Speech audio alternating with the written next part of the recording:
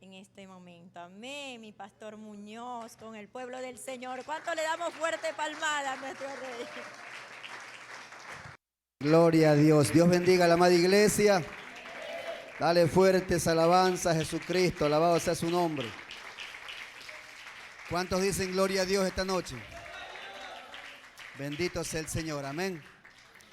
Les saludo con la preciosa paz de nuestro amado Señor Jesucristo. Así también a todos los hermanos y amigos que nos visitan a través de las redes sociales.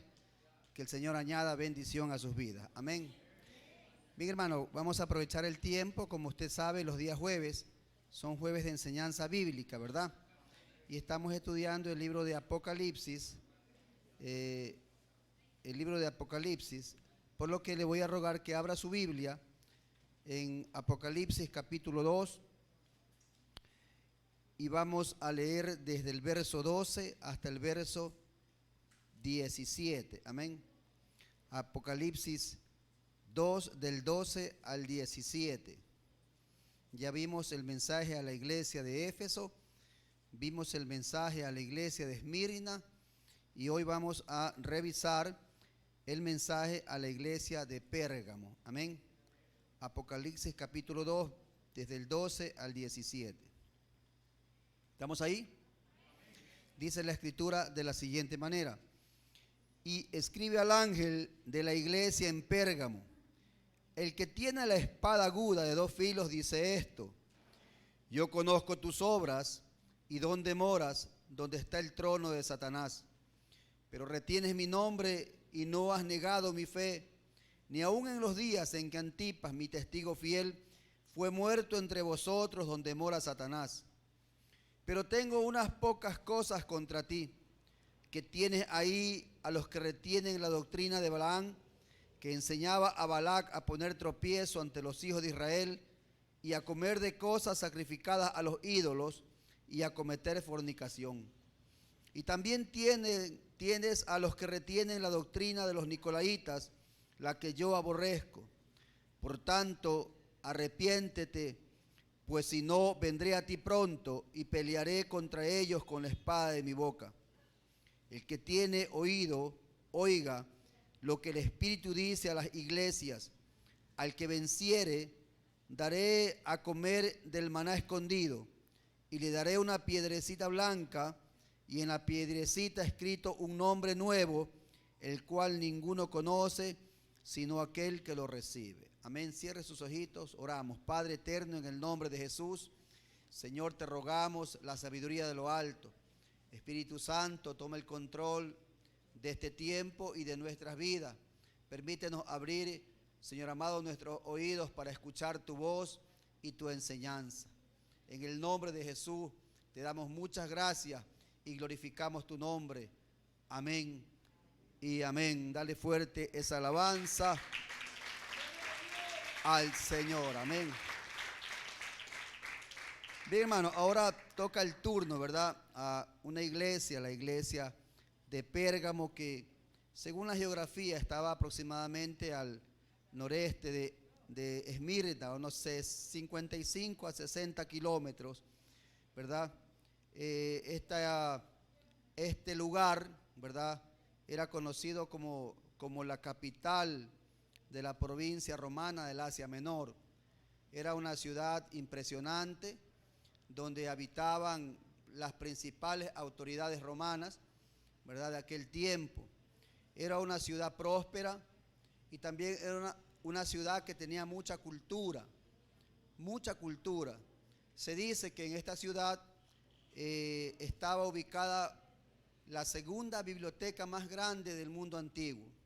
La primera era la de Alejandría en Egipto, con un poco más de 200.000 rollos de pergaminos. De aquí viene el nombre Pérgamo, ¿verdad? O el pergamino viene del nombre Pérgamo, porque ellos descubrieron cómo escribir en el cuero, ¿verdad?, y hacer pergaminos en el cuero, y de esta manera podían conservar por mucho más tiempo la escritura. Dejaron de usar el papiro, que era de un producto vegetal. Entonces la cultura no faltaba lo impresionante de sus templos, era una ciudad tremendamente idólatra, y en medio de esa ciudad tremendamente idólatra estaba también la iglesia del Señor. Amén, hermano. Se dice que había un templo inmenso, ¿verdad? Muy grande, que adoraba al dios Zeus. De esta ciudad también sale la adoración al dios Esculapio, que así decían los griegos, que es el dios de la sanidad, el dios de la salud. Y de hecho usaban, ¿verdad?, como símbolo la serpiente, que usted la ve ahora también, ¿verdad?, que es el símbolo médico a nivel mundial, donde está el cetro y la serpiente enrollada, ¿verdad?, alrededor del cetro. O sea, es un símbolo usado, ¿verdad?, por siglos, pero se dice que su origen estuvo acá porque a través de artes mágicas ¿verdad?, y todo tipo de hechicería hacían, entre comillas, curaciones milagrosas. Entonces el pueblo estaba volcado a la adoración, no solamente, ¿verdad?, a los dioses Zeus, sino también a este famoso dios de la sanidad llamado Esculapio. También en Pérgamo estaba ubicado un templo, o por lo menos unas estatuas, ¿verdad?, que rendían culto al emperador Augusto, el emperador del tiempo, ¿verdad?, reinante. Y por lo tanto era una ciudad tremendamente idólatra.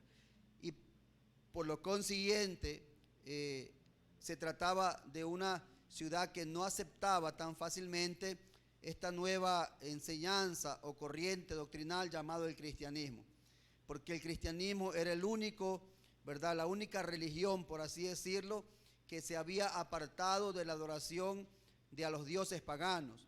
Era el único grupo que se había separado y no compartía ninguna de las actividades ni rituales idolátricas de esta ciudad. Y por lo tanto eran mal vistos y apartados de la sociedad e inclusive perseguidos, ¿verdad? Perseguidos. Ahora, es importante, ¿verdad?, resaltar que el que remite la carta a la iglesia de Pérgamo, se describe como el que tiene la espada aguda de dos filos. Si Jesucristo se describe de esta manera, porque en el capítulo 1, verso número 15, o 16, perdón, ahí también Jesús se describe de la misma manera. Recuerde que en todas las cartas Jesús hace una descripción, ¿verdad? Una descripción de él al comienzo de la carta, que ya lo vimos en el primer capítulo, ¿verdad?, del libro de Apocalipsis. En el verso 16 del capítulo 1 dice: tenía en su diestra 7 estrellas, de su boca salía una espada aguda de dos filos. O sea, este mismo personaje, o sea, Jesucristo, el Señor, es el que se describe como el remitente de la carta a la iglesia de Pérgamo. Amén, hermano. ¿Sí? ¿Por qué se describe como la espada aguda de dos filos? Porque Él es la palabra. ¿Cuántos dicen amén? Jesucristo es la palabra. ¿Ven? Dice la Biblia que la palabra de Dios es viva y eficaz. Hebreos capítulo 4, verso 12. Vamos a verlo, para no parafrasear, sino decirla como está. Hebreos 12, 4, si no hay que ver, un ratito, déjame ver. 4:12, sí.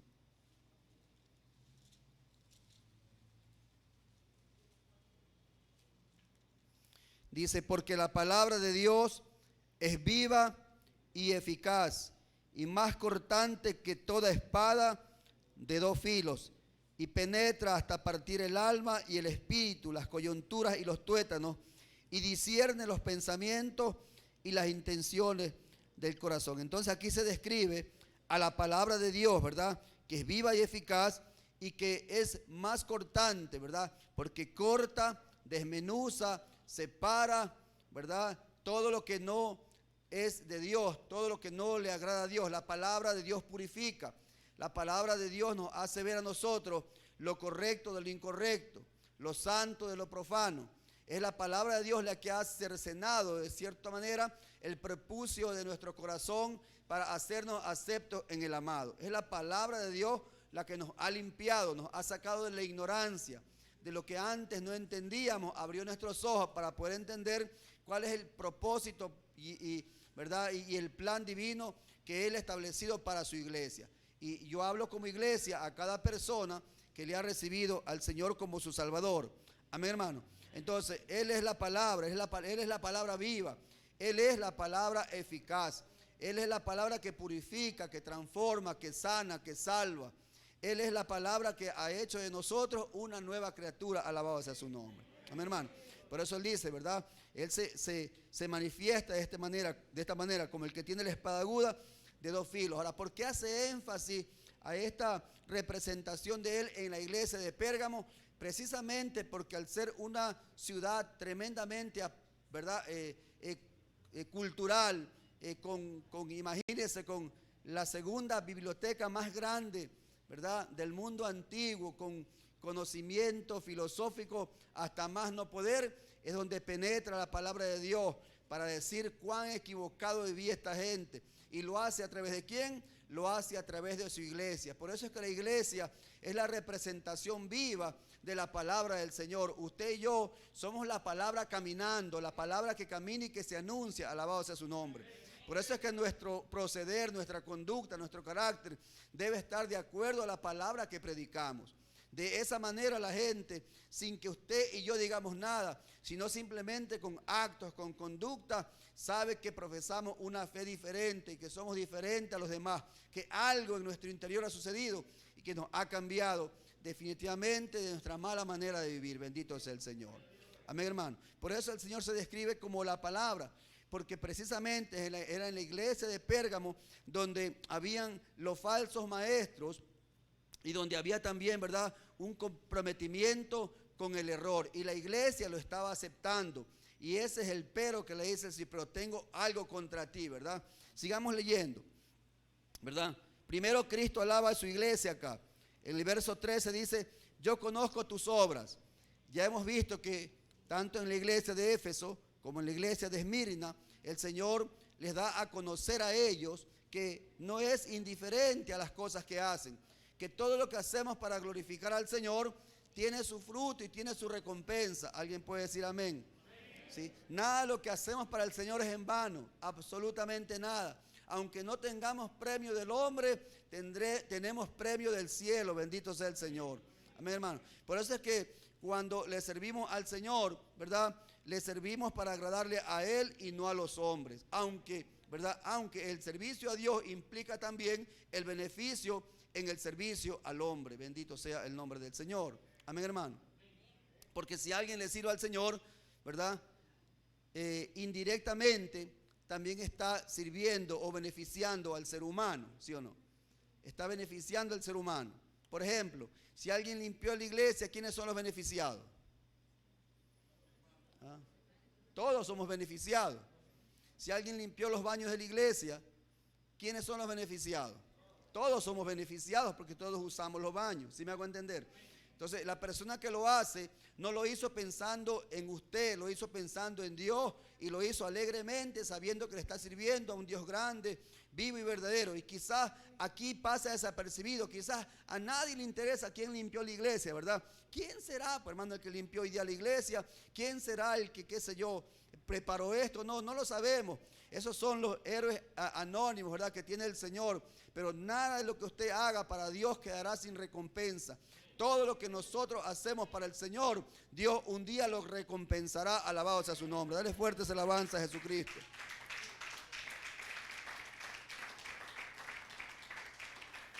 Entonces él comienza diciendo, yo conozco tus obras. Y dice, ¿y dónde moras? Donde está el trono de Satanás. Esta declaración es tremenda. ¿Sabe por qué?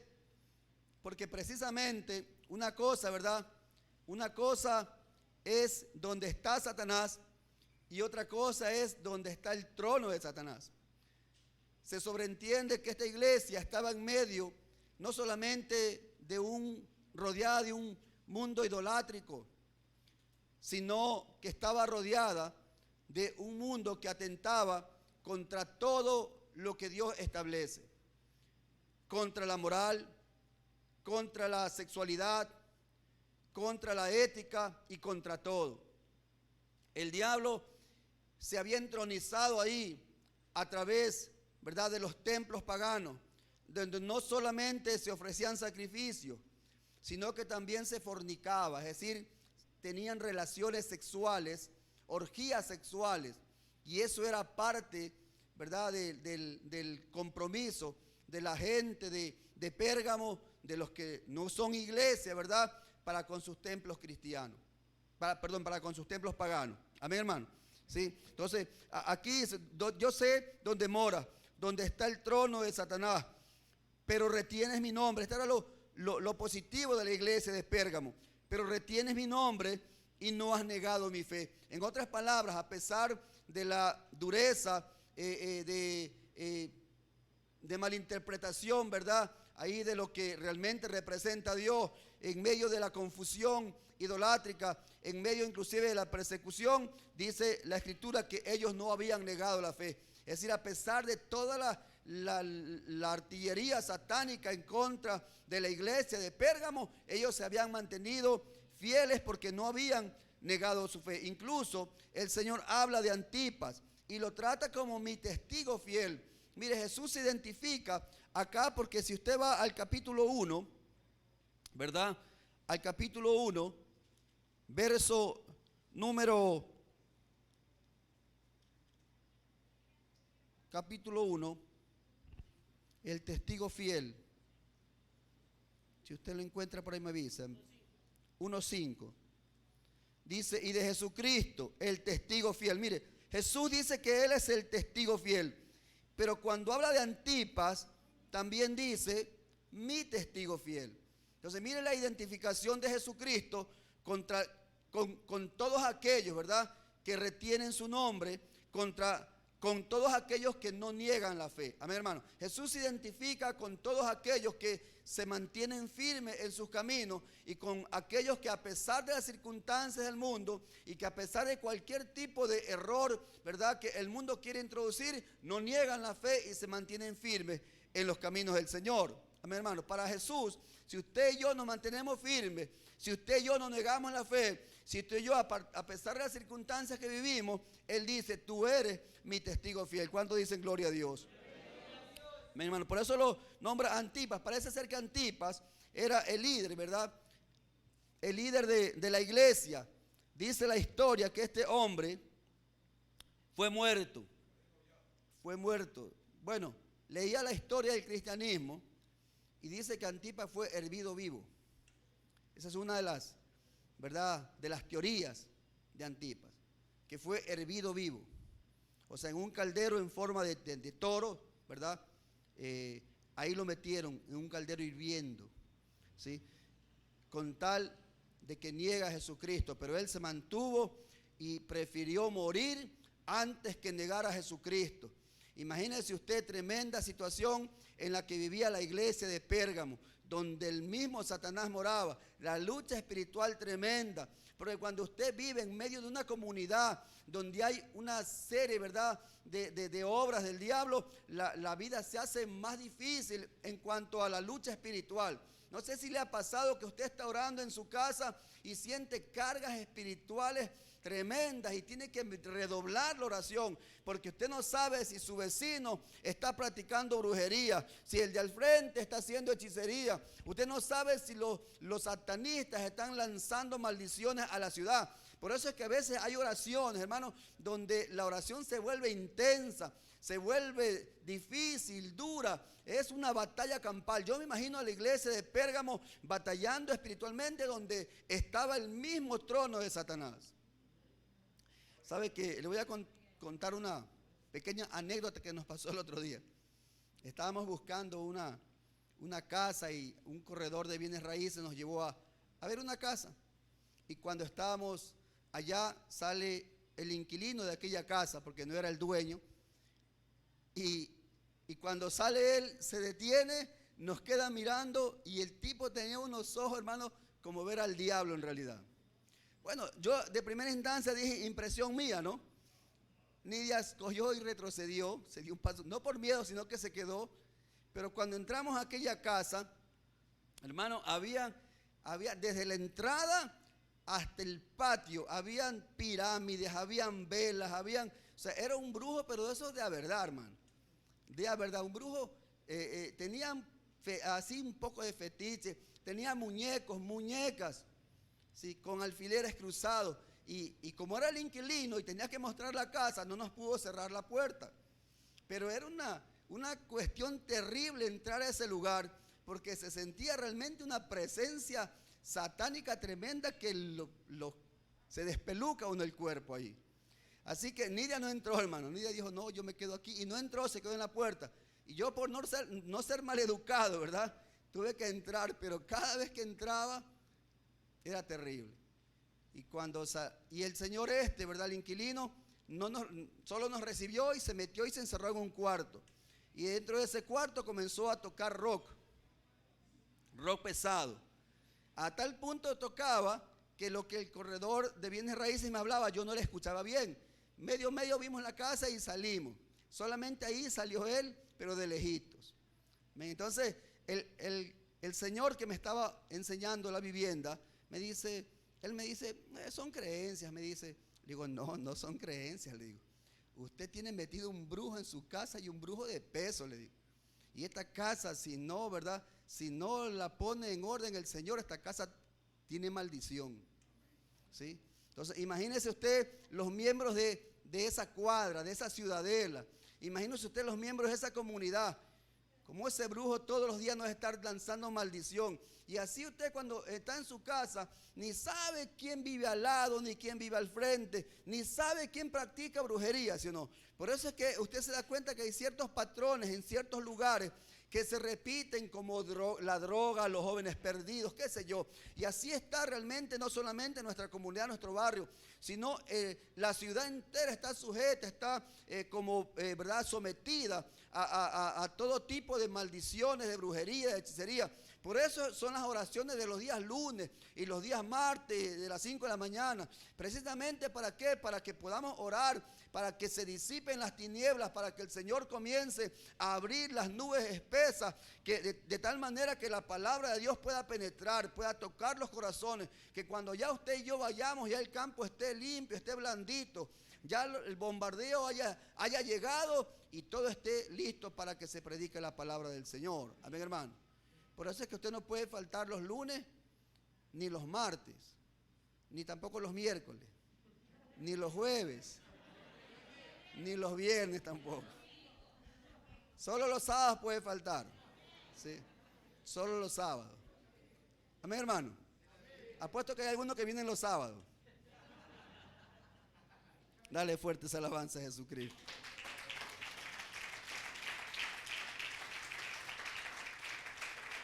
Entonces el Señor le dice a la iglesia, ¿verdad? Que habla de su iglesia bien en cuanto a retener el nombre, en cuanto a no negar la fe, ni aún habiendo sido testigos de cómo mataron a su líder, de cómo mataron a su pastor, ¿verdad? Antipas, a quien Jesucristo le dice, mi testigo fiel. Él fue muerto entre vosotros, donde mora Satanás. Esto ya era un sentido, ¿verdad? Para que el pueblo tome valentía, sea valiente, que a pesar y como ejemplo, ¿verdad? De que el hombre que los había liderado y que probablemente era el pastor de la iglesia, el anciano de la iglesia, el obispo de la iglesia, ¿sí? Porque usted sabe que el diablo a quien busca primero es a quién, a las cabezas, ¿verdad? Porque el diablo sabe que una vez que corta la cabeza, el cuerpo se muere solito. Entonces el diablo busca las cabezas. Por eso es que comenzó con Antipas, el resto era más fácil. Por eso es que usted tiene que siempre estar orando por sus líderes, por sus pastores, porque el diablo busca la cabeza de los pastores, ¿sí? Una vez que el diablo hace caer un pastor, toda la iglesia se desparrama. Hemos conocido casos tristes y lamentables donde pastores han caído en fornicación, en adulterio, han caído en vicios como pornografía y toda la iglesia se ha dispersado, la iglesia se ha dividido. Por eso es que hay que mantenernos unidos orando a fin de que el Señor nos guarde siempre. Sabemos que Él es fiel para su iglesia, pero hay que entender que el diablo tiene muchas tácticas. El diablo no es improvisado, que el enemigo que nosotros tenemos es fuerte, no es todopoderoso, pero sí es fuerte y tratará de una u otra manera hacer caer o desviar a su iglesia. Siempre lo va a hacer. Él dice que anda como el león rugiente buscando a quien devorar. O sea, nunca está tranquilo, nunca para. Amén, hermano. Entonces, por eso es que hay que orar por la iglesia. Porque a pesar, repito, la iglesia de Pérgamo, a pesar de lo que estaba viviendo y a pesar de la persecución y a pesar de verdad de la doctrina falsa, a pesar de la filosofía del mundo en Pérgamo, esta iglesia no había negado la fe. Luego dice el verso 14, y aquí sí viene ya el pero, ¿verdad? El pero es, Cristo siempre, escúcheme, Cristo siempre va a reprender a la iglesia, pero la reprende porque le ama. Cristo llama la atención a la iglesia, confronta a la iglesia porque le ama. Porque si no nos amara, Él dejara que pasaran las cosas que pasen y nos perdemos. Es como un padre, ¿verdad? Un padre que ama a su hijo, no le deja hacer lo que le da la gana, sino que lo exhorta, lo sienta, lo confronta, lo reprende, lo disciplina. Y de ser necesario, también le va aplicando, ¿verdad? Para que vaya enderezándose, ¿sí o no? Y no tener que ponerle después, cuando ya esté crecido, una estaca para que, ahí pegada para que se enderece, porque es más difícil. Entonces, así es el Señor. El Señor llega a tiempo con esta carta a Pérgamo para decirle las cosas que tenía contra ella. Porque quizás ya la iglesia se había acostumbrado a ciertas actividades o se estaba acostumbrando a ciertas cosas que el Señor les dice, esto está mal. Y mire, esto es interesante porque lamentablemente cuando vemos una iglesia que está sufriente, que está como perseguida, es una iglesia unida. Pero una vez que la iglesia ya no hay persecución, así fue con la pandemia, ¿sí o no? La pandemia unió o no unió a la iglesia. La pandemia, ¿por qué? Porque el sufrimiento era común. Sufría usted, sufría yo, todos sufríamos a fin de cuentas. Entonces nos conectábamos al Facebook, ¿sí o no? Nos conectábamos a la transmisión y había, no sé hasta cuánto llegamos, creo que era 600, 700 conectados en la transmisión, 1000, dicen por ahí. Bueno, no vi tanto, pero en realidad imagínense una cantidad importante de gente que se conectaba. Era como verdad, no estábamos presentes físicamente, pero estábamos presentes, aunque sea en la transmisión, y ahí todos, ¿verdad? Unánime, alabado sea el Señor, porque era un tiempo difícil. Pero luego que pasó ya el tiempo difícil, ya cuando la iglesia comenzó a abrirse, ya cuando las cosas se calmaron, es como cuando hay terremotos, sino hay terremoto y la gente corre aquí, se arrodilla ya. Cuando tiembla la tierra, hermano, la gente sale afuera, se arrodilla, clama a María, a José, a Dios, clama al que se le viene a la mente, ¿sí o no? Pero una vez que pasa, entonces cuando hay pruebas, cuando hay situaciones difíciles, parece que la iglesia está más unida. Y cuando las cosas ya se calman un poco, parece que la iglesia también se relaja. Entonces vamos a pedir al Señor que nos dé pruebas y hartas pruebas para que la iglesia permanezca unida, ¿sí o no? Señor, manténnos en prueba siempre para estar unidos. No, Dios quiere advertirnos de muchas cosas, precisamente porque su venida está pronta. Y como su venida está pronta, el Señor dice, estas cosas hay que corregir, porque Dios no quiere que nadie perezca. Dios no quiere que nadie se quede. Esa no es la voluntad de Dios. La voluntad de Dios es que todos procedamos al arrepentimiento. Entonces dice, ¿verdad? El verso 14, pero tengo unas pocas cosas contra ti. ¿Cuáles eran esas pocas cosas que estorbaban en la iglesia de Pérgamo? Quizás no era todo, ¿verdad? Eran unas pocas cosas y uno dice, bueno, Señor, son pocas cosas, no pasa nada. No, esas pocas cosas tienen que ser desarraigadas de la vida de un creyente. Porque dicen, no, Señor, solamente es esto. Eso estorba tu vida espiritual. Yo no sé qué, pero hay cosas que sí estorban nuestra vida espiritual. Y lo que estorba, lo que causa tropiezo, hay que desecharlo, hay que sacarlo, hay que arrancarlo, aunque duela o aunque se haya hecho una costumbre. Amén, hermano. Pero tengo unas pocas cosas contra ti. Alguien diría, bueno, por lo menos eran solamente unas pocas cosas. Bueno, o poco o mucho, el Señor tenía algo contra la iglesia de Pérgamo.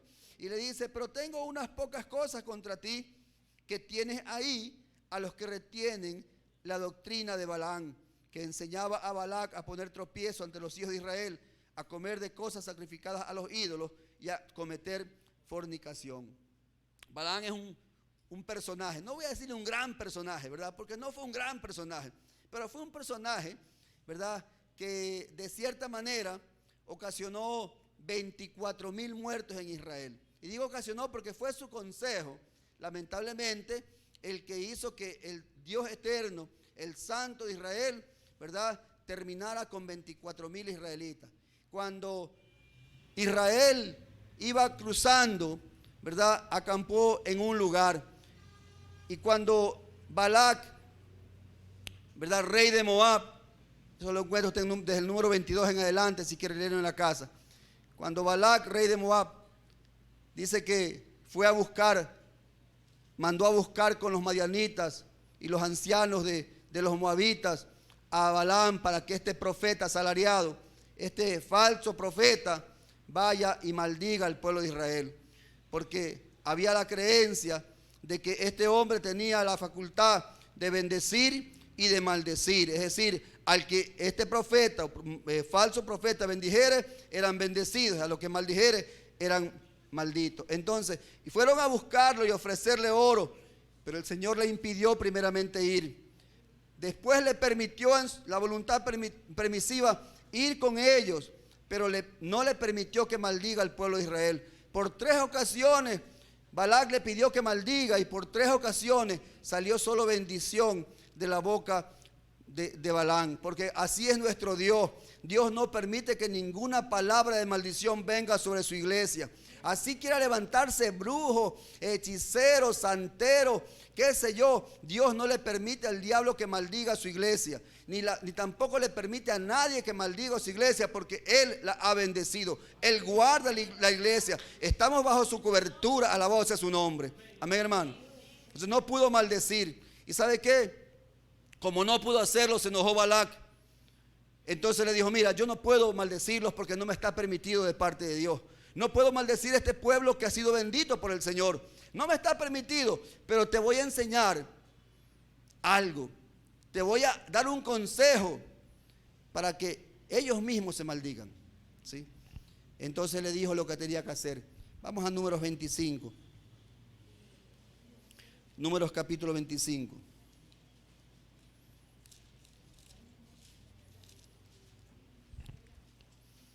Dice, moraba Israel en Sitín, y el pueblo empezó a fornicar con las hijas de Moab, las cuales invitaban al pueblo a los sacrificios a sus dioses, y el pueblo comió y se inclinó a sus dioses. Así acudió el pueblo a Baal Peor, y el furor de Jehová se encendió contra Israel. Y Jehová dijo a Moisés, toma a todos los príncipes del pueblo y ahórcalos ante Jehová delante del sol, y el ardor de la ira de Jehová se apartará de Israel. Hasta ahí nomás la lectura. Verso 9 dice, y murieron de aquella mortandad 24,000. Como no pudo maldecir Balaam a Israel, aunque Balac quiso maldecir a Israel, Balaam no pudo hacerlo. Entonces le dijo, hay una sola forma, que ellos mismos se maldigan. Sabe que el diablo no puede maldecirnos, pero lo que sí puede hacer es usar una táctica para que nosotros perdamos la bendición. Él puede hacer que cada uno de nosotros perdamos la bendición. ¿Y cómo lo hace? Precisamente obrando en la concupiscencia de nuestra carne. Por eso es que tenemos que estar atentos con los sentidos ejercitados, de tal manera que ninguna táctica del diablo nos haga caer y tropezar. Estaba Israel en el desierto. Los moabitas y los madianitas mandaron unas mujeres hermosas. Quizás Israel estaba cansado de ver a sus mujeres todas polvorientas porque venían caminando por el desierto, ¿verdad? Con los vestidos hasta el tobillo. Y de repente aparecieron unas en minifalda, ¿sí o no? Y con comida de paso. Maná de día, maná de tarde, maná de noche. Trajeron comida, y comida que olía rico, porque dice a veces que al hombre se lo conquista por el estómago, ¿verdad? ¿Sí o no, mi Pilco? ¿Sí o no? Sí, que se lo conquista por el estómago. Entonces, imagino que esa comida olía, hermano. Y venían meneando sus caderas, jovencitas de 18 años, no como las de 60 que tienen casa. Entonces, eso llamó la atención. Y quizás ellos dijeron, ¿qué hay de malo si hacemos una amistad? ¿Qué hay de malo si conversamos con ella? A fin de cuentas, hemos venido sufriendo por tanto tiempo en el desierto, que es bueno darnos un pequeño recreo, ¿sí o no? Es probable que pensaron así, porque lo que hicieron ellos fue fornicar con estas mujeres y comer la comida que ellas traían. Esa comida era comida que había sido sacrificada a sus dioses. Entonces la ira del Señor se encendió sobre Israel. Se encendió sobre Israel. ¿Por qué? Porque ellos mismos se maldijeron. Ellos mismos causaron el enojo y el furor de Dios. Así somos a veces la iglesia. No hace falta que el diablo nos maldiga, porque no puede hacerlo. La iglesia es bendita porque así lo declaró el Señor. Pero el diablo usará otras tácticas para que tú y yo, mi hermano, caigamos en esas trampas, ¿verdad? En esos tropiezos, de tal manera que nosotros mismos nos separamos de Dios a través del pecado. Amén, hermano. Entonces esa fue la táctica, y eso es lo que le reclamaba el Señor a la iglesia en Pérgamo. Le dice: tengo algo contra ti. ¿Qué es lo que tengo contra ti? Que tienes ahí a los que retienen la doctrina de Balaam, que enseñaba a Balac a poner tropiezo ante los hijos de Israel. Entonces es probable, ¿verdad?, que en la iglesia había cierto grupo que no veía todo malo, ¿sí o no? Y que quizás la gente mayor, la gente adulta, les prohibían cosas, sacándolos o dejándolos que no disfruten quizás el placer que cualquier joven podía hacer, cualquier persona podía tener. O sea, es probable, ¿verdad?, que ahí habían personas que decían: no es malo coquetear con el mundo, no es malo, ¿verdad?, a la final tener cierta participación para con el mundo. Por eso es que, escuche, la iglesia de Dios no debe paganizarse. Por mucho que parezca razonable, que parezca elemental. Por ejemplo, ¿cuántas veces usted ha visto hombres que sacan música, entre comillas, cristiana, pero andan como harapientos, andan vestidos de rockeros, ¿verdad?, de punqueros y qué sé yo? Entonces, a veces la excusa es que quieren identificarse con los jóvenes. Jesús no se identificó con nadie más que con su Padre. Él estuvo entre pecadores, pero no para aliarse ni asociarse al pecado de nadie. Él estuvo para enseñarles una verdad y para salvarlos. Por eso es que la iglesia no tiene que paganizarse, ni tampoco modernizarse, entre comillas, ¿verdad?, ni tampoco, ¿verdad?, asociarse con costumbres paganas, porque esa es la doctrina de Balaam. Esa es la doctrina de Balaam. Y por eso es que muchas veces la iglesia tiene que sufrir el furor y la ira de Dios, que es santo, 3 veces santo. Alabado sea su nombre. Amén, hermano. No sé si usted ha visto, ¿verdad? Y ha visto como muchos jóvenes, entre comillas, porque estamos en una nueva época, ¿verdad? Ya nosotros pasamos de moda para ello. Entonces, como estamos en una nueva época, ya las cosas son diferentes. Pastor, ya las cosas son diferentes ahora. Ahora, ¿verdad?, para llamar la atención de los jóvenes, hay que vestirse de payaso aquí al frente, ¿verdad?, y hacer unos jueguitos para que los jóvenes puedan venir a la iglesia. Esa no es la manera. Así no es la manera. No hay que asociarse a costumbres paganas ni culturales. Pastor, nosotros nos asociamos en el barrio prendiendo todos los foquitos de Navidad y los árboles de Navidad para que la gente vea que somos alegres, cristianos alegres, y podemos predicar el evangelio, así nos van a creer. Así no es la cosa, mi hermano. Eso es asociarse o meterse con culturas que usted y yo sabemos que Dios ha establecido que son paganas. Amén, hermano. Yo no sé qué pasaba en Pérgamo en aquella época, pero lo que sí sé es que el Señor le dice que ahí había gente que retienen esa doctrina. Y esa gente, lamentablemente, era tropiezo de otra gente. Porque cuando alguien tiene una doctrina errada, una doctrina equivocada, una doctrina diferente, comienza a envenenar, comienza, ¿verdad?, a sacar al verdadero pueblo de Dios del camino correcto. Y son tropiezos a veces. Por eso usted no escuche cuando alguien quiera venir con situaciones que realmente son asociarse, ¿verdad?, a las tradiciones paganas de este mundo.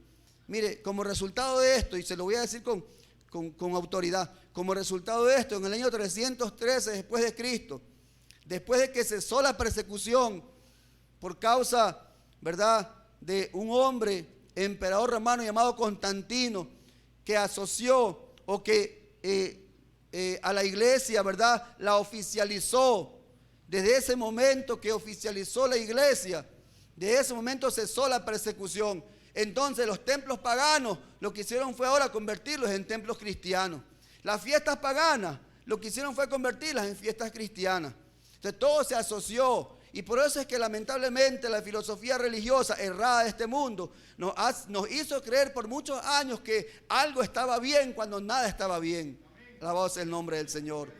Y nos quisieron meter, ¿verdad?, en la cabeza, y nos metieron costumbres en la cabeza que no son de Dios. Por eso es que el Señor se refiere aquí como a la palabra aguda. ¿Por qué? Porque es la palabra la que nos ha sacado de la ignorancia. ¿Sí o no?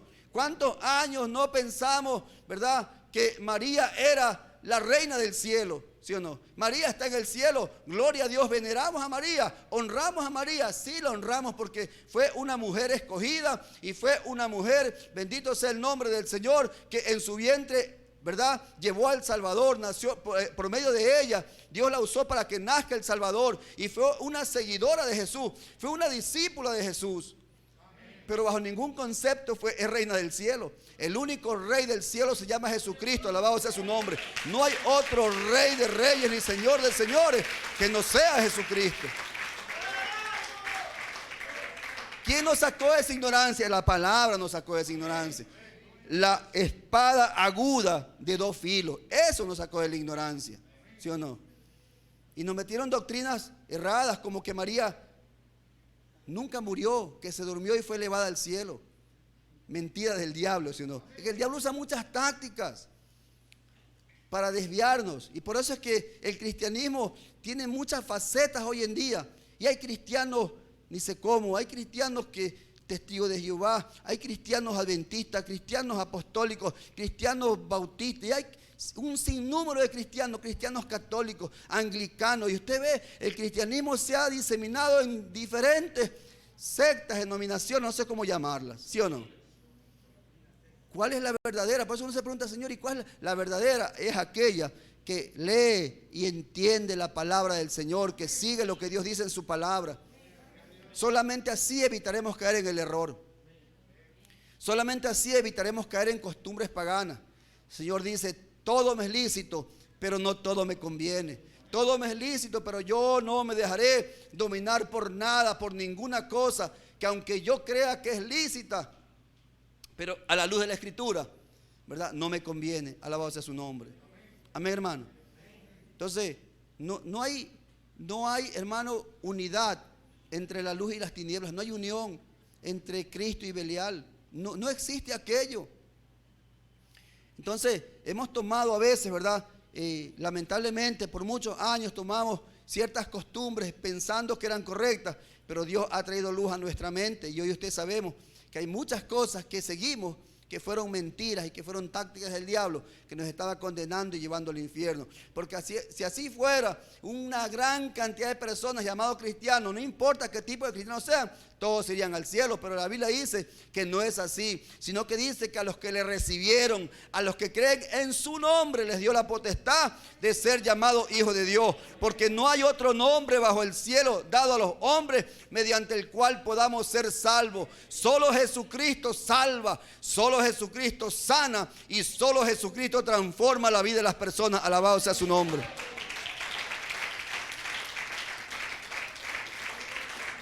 Amén, hermano. Vamos rapidito al verso 16. Pasémonos. Dice el verso 16: por tanto, dice el Señor, arrepiéntete. Mire qué interesante, ¿no? Porque el Señor nos dice los condeno, no le dice arrepiéntete. Mire qué bueno es Dios, qué misericordioso es Dios. Porque Dios no condena a nadie. Él lo llama al arrepentimiento. Arrepiéntete. El arrepentimiento, como ya hemos visto en otras clases, ¿verdad?, en otros estudios, tiene que ver con dejar el pecado atrás y volverse a Cristo. ¿Sí o no? No es solamente una actitud, sino una acción. No solamente un decir de labios, sino un hacer de corazón. Eso es el arrepentimiento. El arrepentimiento es el que se emborrachaba, no se emborrache más. El que fornicaba, no fornique más. El que adulteraba, no adultere más. El que robaba, no robe más. El que mentía, no mienta más. Eso, alabado sea el Señor, eso es el evangelio, ¿sí? Y eso es el arrepentimiento, que ya no quiero hacer las cosas que en el pasado me lastimaban. ¿Quién nos abrió los ojos de esa manera? Si no fue el precioso Espíritu Santo de Dios que mora en nosotros. Porque sin el Espíritu Santo usted y yo no podríamos hacer nada. Es Él el que nos redarguye. Nos hemos caído, sí. Nos hemos resbalado, sí. Nos hemos ido de cabeza, sí. Pero Dios nos ha llamado al arrepentimiento. Dios no nos ha llamado a nosotros a condenación, sino a arrepentimiento. A su iglesia le ha sido dada esta potestad de que la iglesia se arrepienta, de que la iglesia busque a Dios y Dios la levantará. Alabado sea su nombre. Dale fuertes alabanzas a Jesucristo. Entonces hay una parte de Dios y una parte del hombre. La parte del hombre es arrepiéntete. Porque si no vendré a ti pronto y pelearé contra ellos con la espada de mi boca. La única que trae la luz siempre será la preciosa palabra de Dios. Así que dice: el que tiene oído, oiga lo que el Espíritu dice a las iglesias hasta nuestro tiempo. Al que venciere. ¿Cuántos han vencido? ¿Ah? ¿Cuántos siguen venciendo? Solo al que venciere, dice la Escritura, le daré de comer del maná escondido. Él es el maná espiritual. Cristo es el maná del cielo. Amén. Y le daré una piedrecita. ¿Sabe usted que la piedrecita blanca en el mundo antiguo representaba, ¿verdad?, una especie de juicio? Lo utilizaban para el juicio. Era también una piedra que le daban, como hoy le dan a los medallistas olímpicos, ¿verdad? El oro. Era también una piedrecita blanca. Pero en juicio decía que si salió una piedrita negra era condenado y blanca era absuelto y quedaba en libertad. La piedrecita blanca representa nuestra libertad y también representa nuestro premio. Amén, hermano, nuestro premio. Y en esa piedrecita está escrito un nombre nuevo. Dios nos ha dado un nombre nuevo. Ese nombre antiguo que teníamos usted y yo ya quedó en el pasado. Quedó en el pasado el fornicario, el adúltero, la chismosa, la mentirosa, la ramera, ¿verdad? Todo eso quedó en el pasado. Hoy usted tiene un nuevo nombre en Cristo Jesús. Ese nuevo nombre será cantado y coreado allá arriba por los ángeles. Bendito sea su nombre, ¿verdad? El cual ninguno conoce, dice, ¿verdad? ¿Cuándo conoceremos ese nuevo nombre? Cuando estemos en su presencia. Bendito sea el Señor. Dale fuertes alabanzas a Jesucristo. Póngase de pie, iglesia. Póngase de pie, que me están presionando los jóvenes allá afuera con el culto de hoy. Vamos a orar rapidito. Padre, gracias te damos en el nombre de Jesús. Gracias por tu palabra, gracias por la enseñanza. Gracias, Señor, porque a pesar de todo tu misericordia y tu gracia está sobre nosotros. Gracias porque el arrepiéntete, Señor amado, significa que hay oportunidad. Y el arrepiéntete significa, Señor, que tu misericordia es nueva cada mañana. Ayúdanos, Padre, a entender todos los planes perversos del diablo. Ayúdanos, Señor, a conocer sus artimañas, de tal manera que no caigamos en el error. Háblanos al corazón. Cuando las cosas no sean verdaderas, dínoslas, Señor, y nosotros te seguiremos. Aunque duelan, Señor, aunque nos cueste, pues prefiero perder, Señor, para poder ganar. En el nombre de Jesús, bendice a tu iglesia, papá. Te damos gloria, honra y alabanza en Cristo Jesús. Amén y amén. Dale fuertes alabanzas.